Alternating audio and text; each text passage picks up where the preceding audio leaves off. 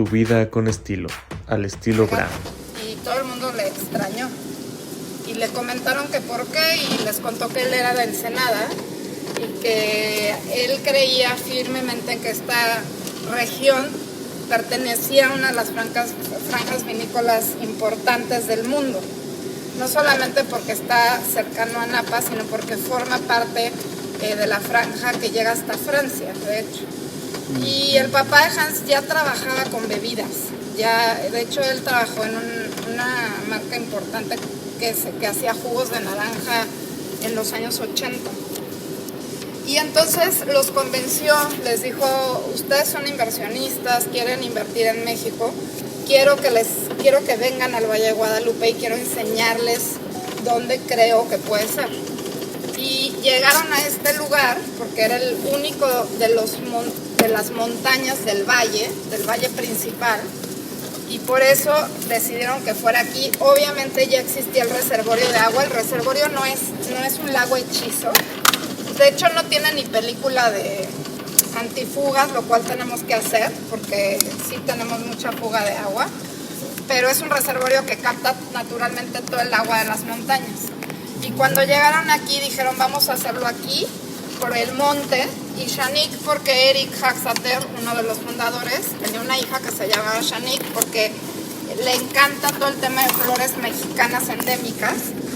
Y dijo, Shanique es una flor agreste que sobrevive en el desierto y nace después de la primera lluvia, igual que la vid, ¿no? La vid tiene un ciclo de morir y renacer, ¿no? Entonces, por eso se llama Monte Shanique.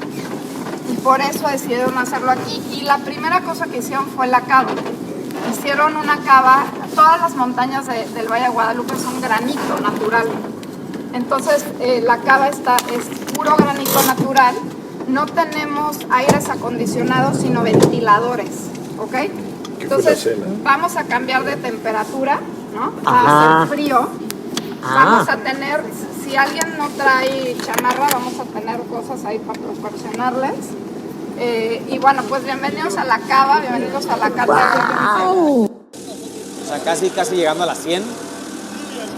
Aunque tenemos una compañía hermana que ahora tiene 100 hectáreas también. Entonces, estamos entre las dos asegurando como estas tendencias hacia lo que queremos producir.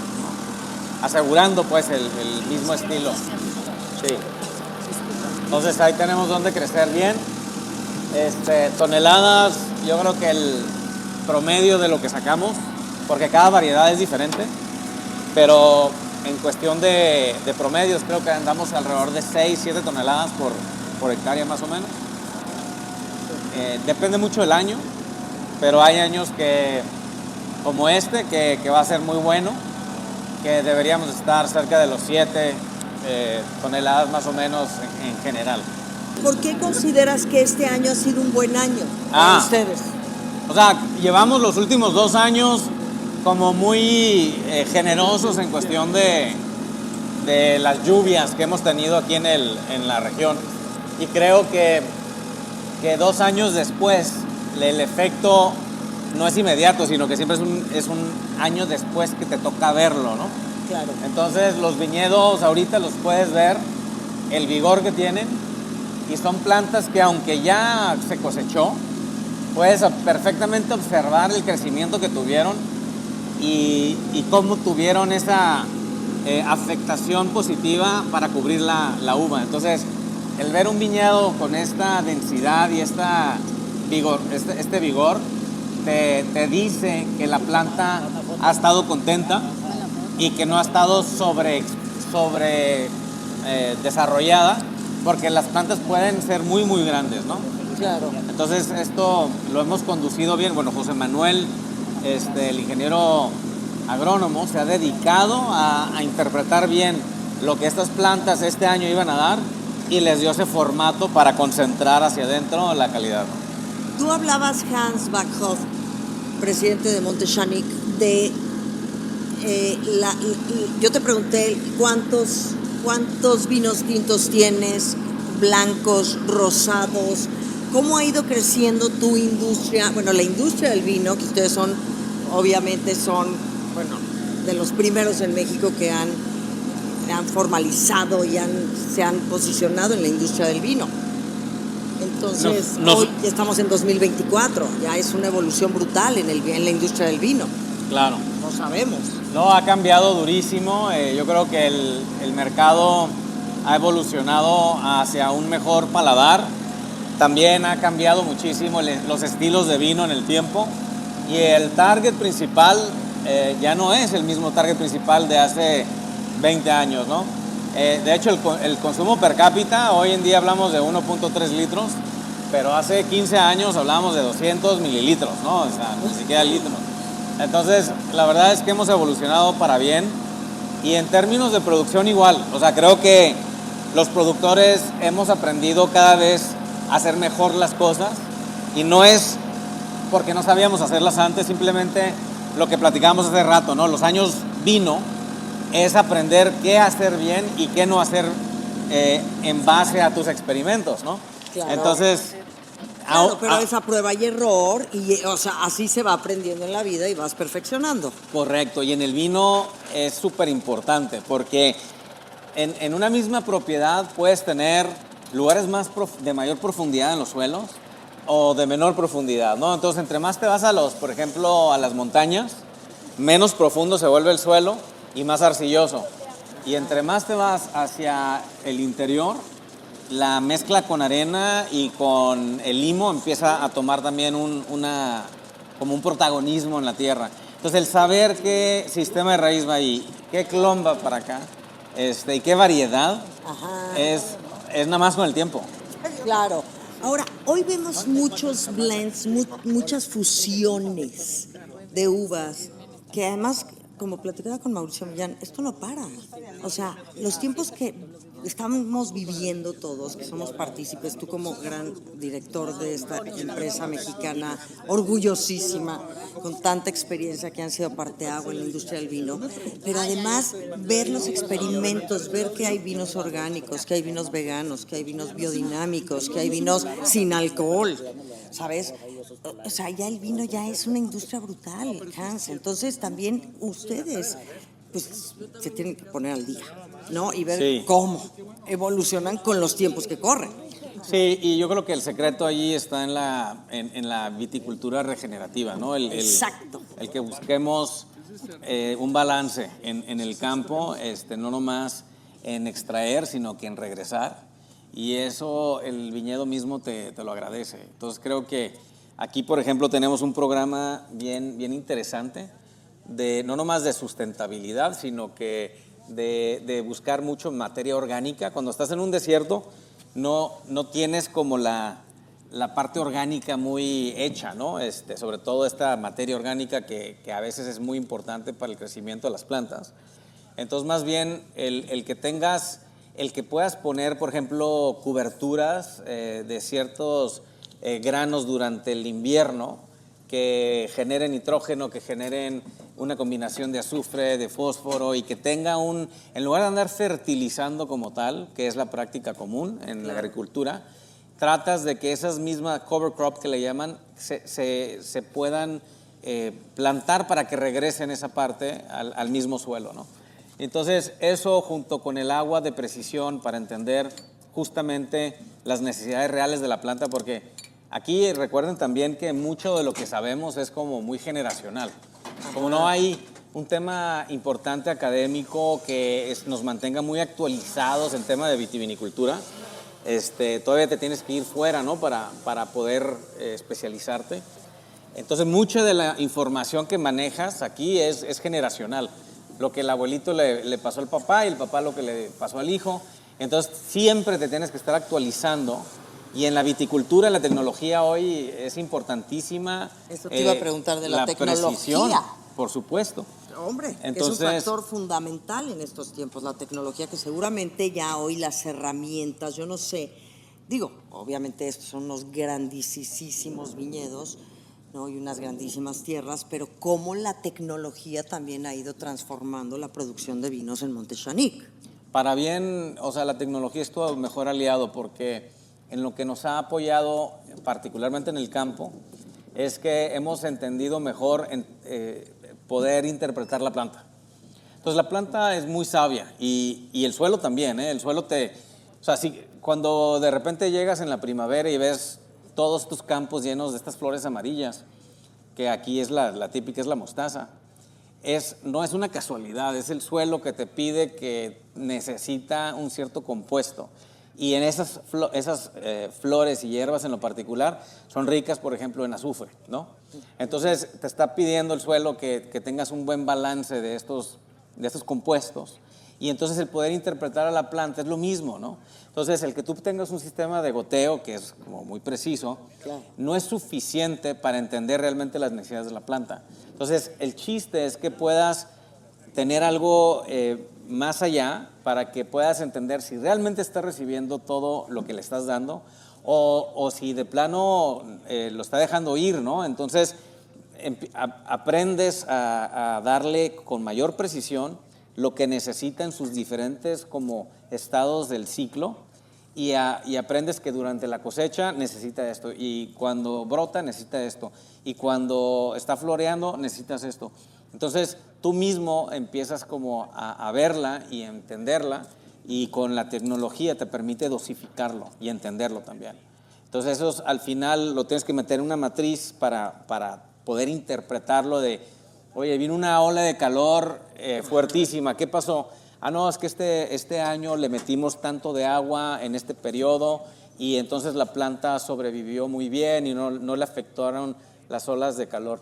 Y oye, ya esta otra zona sí, entonces ¿qué pasó? Entonces ya te pones a interpretar y dices, no, pues es que esa zona estaba más arenosa y no tenía tanta agua y el suelo no estaba tan húmedo, entonces la planta sufrió más. Entonces empiezas a diferenciar por sectores cada una de las plantas y las estás viendo y ya te preparas mejor para que el próximo año no te vuelva a pasar lo mismo. Entonces generas un camino de consistencia, ¿no? Claro, y de contención.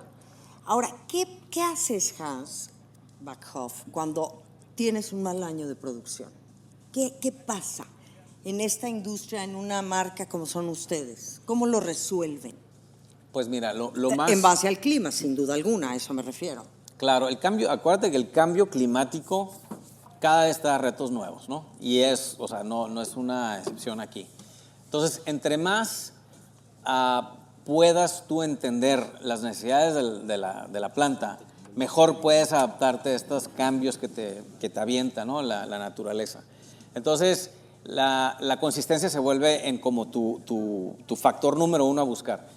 Cuando de repente llegan cosas inesperadas donde ya un poco se sale de tu control, que sí ya ha llegado a pasar en ciertos años, lo que tienes que hacer es prepararte. Entonces, si sabes que este año puede ser un año de calor, entonces tú vas a preparar la planta para que tenga un mejor follaje y la puedas preservar mejor la fruta, ¿no?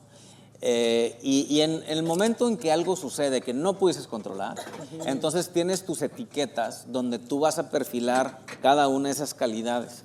Entonces, la más afectada ante un año medio inestable podrían ser las marcas de mayor nivel de calidad.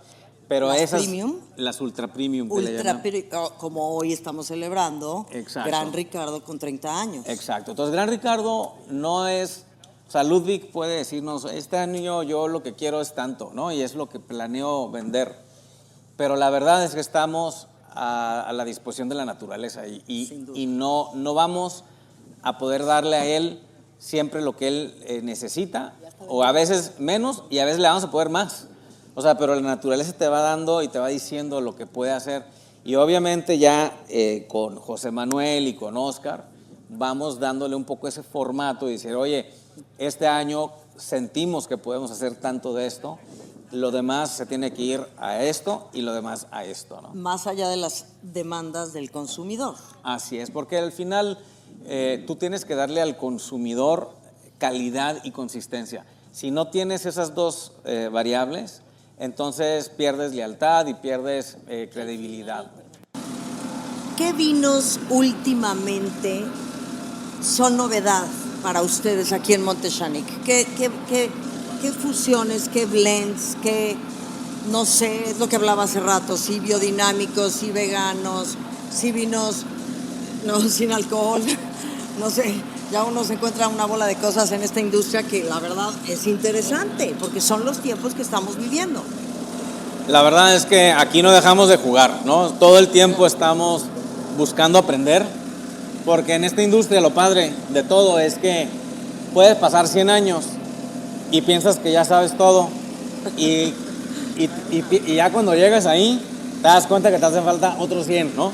Entonces está padrísimo que siempre estás descubriendo cosas, ¿no? Entonces eso es lo que lo hace tan activo y dinámico. Ustedes Entonces, arriesgan, ¿te sientes que Monte Xanica es una empresa que arriesga a nivel, o sea, ustedes son disruptivos, son arriesgados, alocados en lo que producen eventualmente? sí, siempre. ¿O son una marca conservadora? No, Con nosotros. todo el respeto lo digo, ambos, ¿eh? No, para nada. Yo creo que un poco ese espíritu que les platicaba hace rato de romper paradigmas, ¿no? Y de cambiar las cosas, es algo que nos ha caracterizado desde el día 1 y lo seguimos haciendo. Sí. Entonces, productos nuevos, siempre estamos buscando cosas diferentes. El año pasado, hace 2 años, desarrollamos el primer Sauvignon Blanc Ultra Premium del país, Ok. que es ahora la pareja de Gran Ricardo, ¿no? Ok, blanco. Blanco. Oye, a ver, ¿qué es un ultra premium? Para la gente que nos está escuchando, ¿qué es un vino ultra premium? Pues es un vino que tiene un cierto nivel de calidad, que es muy precisa, es muy selectiva y que es obviamente muy condicionada a un volumen pequeño, pero ya lleva una complejidad mayor, ¿no? Ok. Entonces, tienes una garantía de que es algo que tiene una expresión todavía más arriba del vino tradicional, ¿no? O sea, ya es como meterte, es como una cuestión así, una gran creación de laboratorio, digo, yo en mis palabras, una cosa muy grande, o sea, brutalmente, ¿no? Sofisticada, sensible, elaborada, fina. Y tarda tiempo, mucho tiempo. O sea, el Gran Ricardo Blanco tardó 8 años. Y que desarrollaron esa fórmula. O sea, ese fue un proyecto que inicié con mi papá Ajá. y no lo terminamos juntos. O sea, cada año regresábamos y era qué hicimos bien y qué hicimos mal. Claro. Y sabíamos que no le habíamos pegado, entonces traíamos un plan para el siguiente año. Y así fue por 8 años. Y la verdad es que al final logramos entender mejor el campo de allá, ese viñedo de la pura esquina. Es un viñedo que tiene 60 años y es de Sauvignon Blanc. Entonces nos enfocamos a ese viñedo.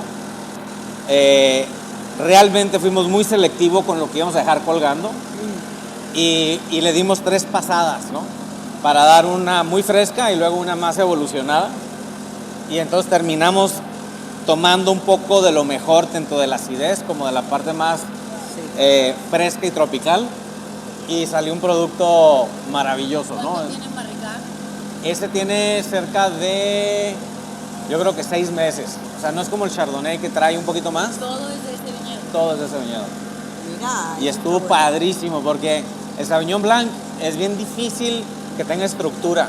Sí. Y luego en barricas se lo comen bien rápido las barricas.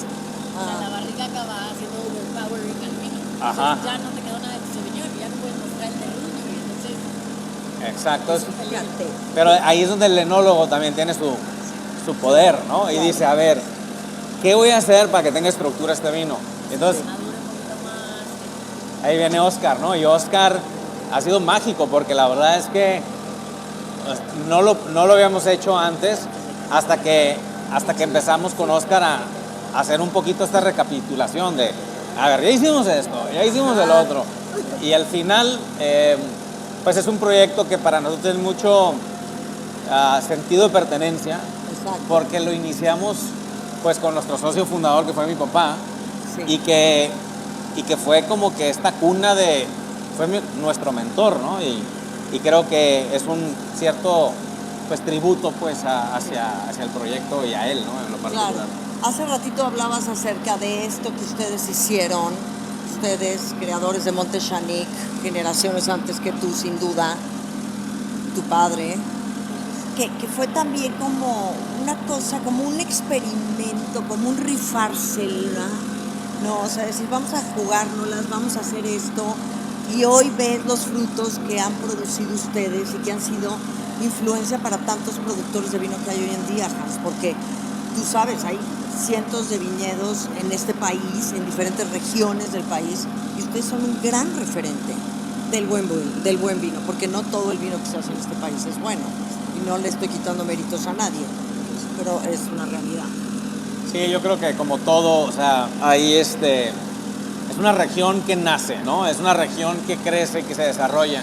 Entonces, a nosotros nos toca ver un poco, para algunos la evolución y otros acaban de llegar, ¿no? Pero eso es lo que lo hace tan emocionante, es que cada uno, a las diferentes etapas que llega, todavía puede hacer algo espectacular y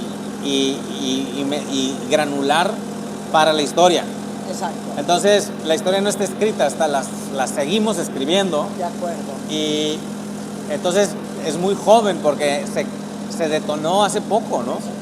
Y entonces a nosotros nos toca ya como una segunda generación, que también es una oportunidad, pero es un reto. O sea, que ya tenemos, o sea, empezamos de aquí porque aquí nos lo dejaron, ¿no? Y tenemos que llevarlo al otro nivel. Entonces, creo que esas generaciones que van pasando van a ir mejorando todos los vinos en el tiempo. Entonces, es muy chistoso porque cuando hablamos de, no sé, de España o Francia, nos toca ver la historia actual y a lo mejor hace 20 años, pero ya estaba muy avanzada, ¿no? Obvio, claro. Y aquí no. Entonces, aquí, pues tú has sido testigo de todos estos movimientos y obviamente en unos 20 años más, pues va a ser otra cosa. Sin duda. Por último, yo te preguntaría, que me parece muy importante hablar, el desarrollo de Valle de Guadalupe. ¿Cómo vives hoy Valle de Guadalupe? Sabemos que es un crecimiento muy interesante, positivamente, o tal vez no tan positivamente. Tú como un terrateniente de aquí, de Valle de Guadalupe, ¿qué sientes, Hans? Pues mira, el Valle de Guadalupe sigue siendo el Valle de Guadalupe, que es un lugar todavía de oportunidad, ¿no?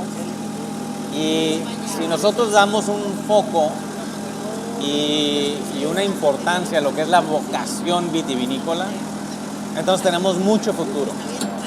El chiste de eso es poder ordenarlo y crecer organizadamente para que todos tengamos la oportunidad de disfrutar lo que nos ha hecho famosos, que es el buen vino, ¿no? Y el cultivo de la vid.